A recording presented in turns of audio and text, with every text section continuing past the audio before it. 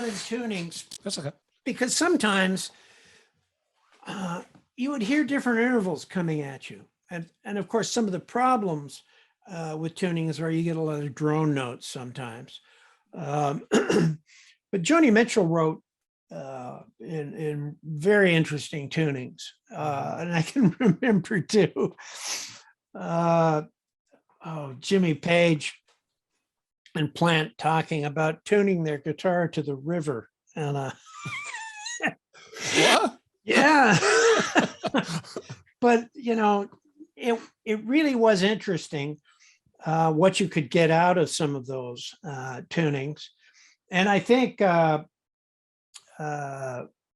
Keith Richards, I think he only uses 5 strings, and I think he does a drop tuning, and that's all he plays in. I think it's all that stuff. All that's the Honky Tonk Woman and Brown Sugar, which is now banned from the airwaves or something. But that's all definitely some sort of blues open tuning he uses. Yeah, and it allows him to he occupies a nice little niche of harmonic space. So, he's out of the way of the bass, he's out of the way of the high end of cymbals and voice. So it's a really smart, he's a pretty smart dude, that guy. Yeah. So yeah, Liars was an open tuning as well for me. Yeah, it sounded like it.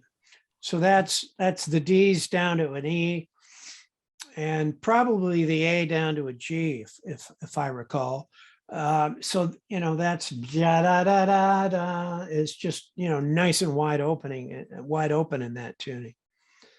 So yeah, I ended up writing a lot of songs, certainly in the early 70s, and then by the time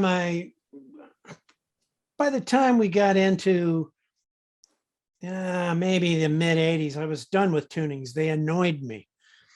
I remember one night in the 90s. You had to have more than one guitar on stage for one thing. Well, yeah, exactly. Tom Cochran and I went to hear Sean Colvin one night. This would be in the 90s, I guess. And about 2-3 songs in, it was all these open tuning songs, and the drone notes were like Chinese water torture.